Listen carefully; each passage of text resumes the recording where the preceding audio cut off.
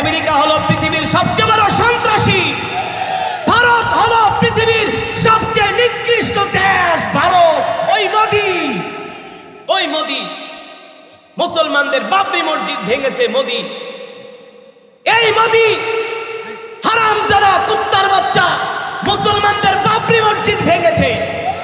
আর এখন ভারতের একজন মুসলিম বিধায়ক হুমায়ুন কবির, তিনি একটা বাবরি মসজিদ নির্মাণ করার জন্য তিনি কাজ শুরু করেছেন। ভারতের আর এক হারামজাদা যোগী আদিত্যনাথ, এই যোগী আদিত্যনাথ বলছে ভারতের বুকে আর কোনো বাবরি মসজিদ হবে না। সে ঘোষণা করছে।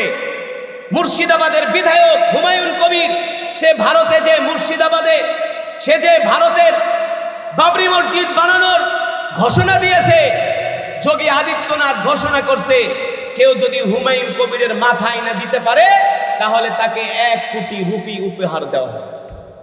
এই হলো ভারতের আসল চরিত্র। ভারতে মুসলমানদেরকে গরু কোরবানি করতে দেয় না, মা বোনদের ইজ্জত নষ্ট করে, মুসলমানদের মসজিদে আগুন দেয়। আর আমার দেশের হিন্দুরা এই দেশে নাতি জামাইয়ের মতো আছে। আমরা কোনো হিন্দুদের উপর অত্যাচার করি না, আমরা মুসলমান, ঠিক কিনা? এই পৃথিবীর একমাত্র শান্তির ধর্ম, মানবতার ধর্ম হলো ইসলাম, মুক্তির ধর্ম হলো ইসলাম। আমরা ভারত 700 বছর শাসন করছি, তোর হারামজাদারা কি করছস? ভারতের তাজমহল আমরা বানাইছি, ভারতের খাস মহল আমরা বানাইছি, ভারতের লাল কেল্লা আমরা বানাইছি, তোরা কি করছস?